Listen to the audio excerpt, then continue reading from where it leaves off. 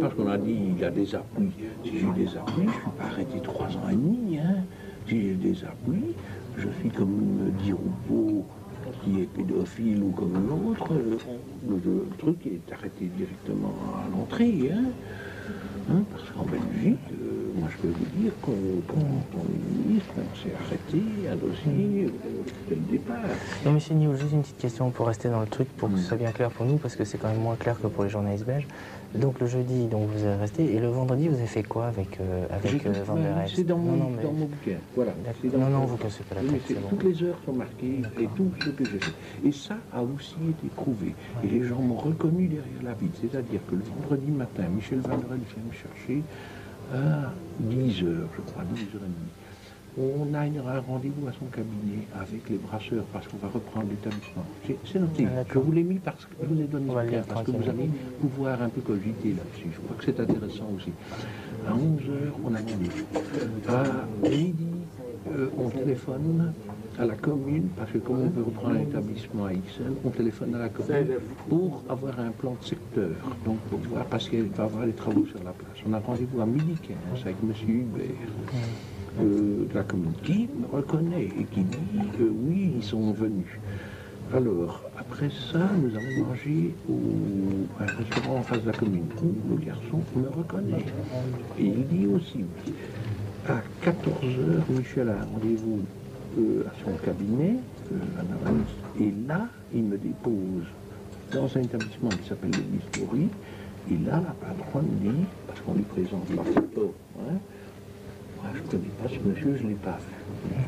Mais même, c'est pas pour ça que... c'est de 14h à 15h30.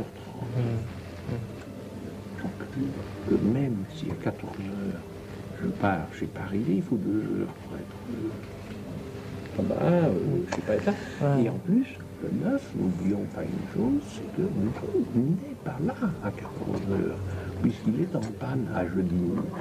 On est d'accord, hein? Et alors, ce qu'il y a de plus admirable, c'est que ce rapport des garagistes et tout ça, qu'on va jusqu'au panne, le juge, là, monsieur le procureur du roi long, et on ne le met dans le dossier que au mois de janvier, quand je suis condamné à 3 ans. Parce que on sait qu'alors,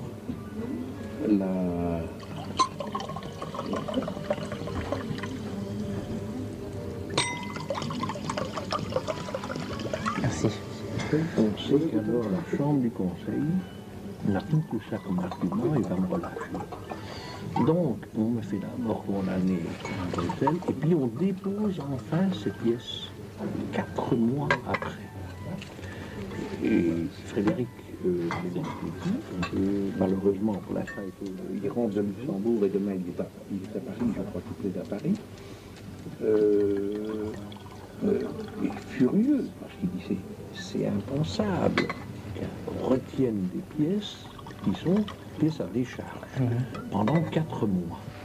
C'est impensable dans un dossier pareil, c'est impensable. Bon, c'est l'horreur, hein. Moi j'ai vu Frédéric Clément, qui est un avocat qui est un fonceur, qui est un avocat plus d'affaires, mais que je connais, mais qui rentre dedans, dire au procureur du roi Bourlet, en audience, monsieur le procureur, vous êtes un menteur.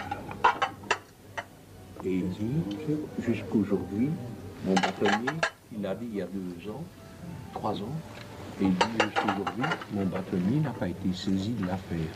Donc qu'est-ce que ça veut dire? C'est qu'il a accepté qu'il était un menteur. On dit à un procureur dans une audience, monsieur le procureur, vous êtes un menteur, ce qu'il fait, il dépose une plainte au bâtonnier, directement, c'est l'avocat. Il n'a pas fait pourquoi? Pourquoi Bourlet l'a pas fait? Parce qu'il sait qu'il ment. Vous disiez à un moment donné justement que vous connaissez éventuellement des histoires où des juges d'instruction ont étouffé certaines affaires. Ou à un moment aussi on vous a accusé que certains juges d'instruction auraient pu vous protéger ou des choses comme ça. On a dit par exemple que monsieur le juge d'instruction Van Espen me protégeait.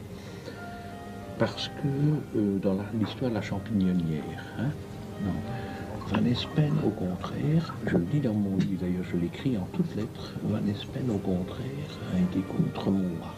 Ça, je veux bien dire devant votre caméra. Il a retiré les parties du dossier et se le Sahel pour protéger son beau-frère, qui était avocat, qui ne l'est plus maintenant, qui est en prison pour l'instant, son beau-frère. Donc il a, le juge d'instruction, Van Espen, c'est celui qui a arrêté Pinot, Valenciennes et compagnie, qui est un... Nous, on l'appelait l'avocat des caves, parce que on lui donne toujours des dossiers pour aller plaider des affaires de police parce qu'il n'était pas capable. Et les affaires de police se plaident dans les caves. Alors c'était le jeu de mots.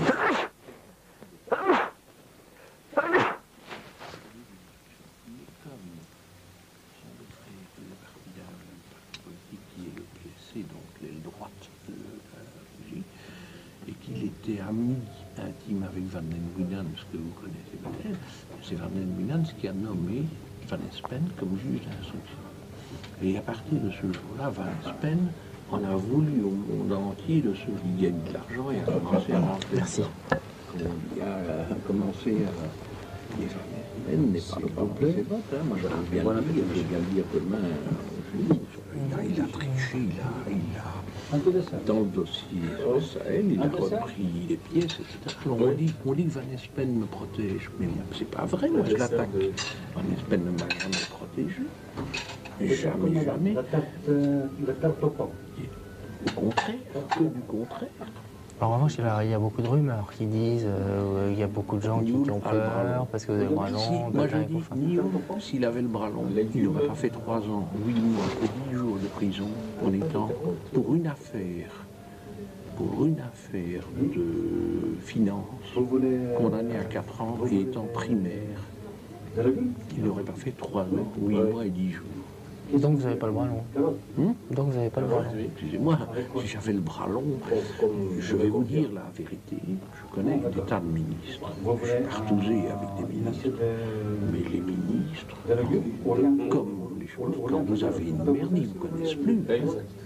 Moi, il y en a 2 qui sont venus dire à la télévision, Serge Kubla et François-Xavier Lenial, qui ne me connaissaient pas. Or, ceux qui ont dit qu'ils ne me connaissaient pas, ils me connaissent le mieux. Ceux qui ont dit qu'ils me connaissaient moins bien. Quand on a parlé, par exemple, de ce fameux club à Partouze des imprimantes, il y a une chose qui est extraordinaire. C'est que M. Rudiger dit Nioul avait la possibilité de faire du chantage sur des choses. Qui est un des membres fondateurs du club des imprimantes? C'est pas Nioul. C'est monsieur le ministre Serge Kubla qui vient dire à la télévision « Je ne connais pas Nioul ». C'est-à-dire il est membre fondateur. C'est-à-dire membre fondateur. Il a fondé ce club. Non seulement il était membre fondateur, mais il était là tout le temps. Moi je ne lui reproche pas d'être partouzeur, mais qu'il ne vienne pas dire, qu'il ne me connaît pas et qu'il ne vienne pas dire. Et il a, devant la commission, juré, parce qu'il prêtait serment, qu'il ne connaissait pas le club, alors qu'il est membre fondateur. Mais vous-même, vous l'avez vu pendant ces fameuses partous, vous l'avez vu? Je connais Serge, je le connais, il me connaît. Il a fait envoyer des gens pour me demander de me taire, de dire que je ne le connaissais pas, j'en ai rien à foutre, moi. C'est-à-dire, parce qu'à la suite de l'affaire des numéros verts de Conrad, il a eu peur qu'il y ait des trucs qui sortent. Enfin, je ne vais pas vous faire dire ce que vous voulez pas dire, mais expliquez-moi que ce soit clair, qu'on comprenne. Parce qu'en Belgique, on est encore puritain, quelque part, et ils ont peur de dire, moi en tant que ministre, j'ai fait des partouzes, parce que les gens diraient, bon, partouzeurs, saligots, les gosses, tout ça, etc. Ça n'a rien à voir, hein, l'un avec l'autre n'ont rien à voir. Moi j'ai toujours dit, j'ai même écrit, les partouzeurs, les homosexuels, les sadomasochistes et les pédophiles, ça ne se mélange pas. Hein, c'est vrai, il faut le savoir, c'est comme ça, vous le savez aussi bien que moi. Mais ce que je n'admets pas, je n'ai pas demandé, moi, que Serge Kubla vienne dire à la télévision. J'ai été au club où j'étais membre fondateur, mais je ne lui ai pas demandé surtout de dire qu'il ne me connaissait pas. Il aurait dit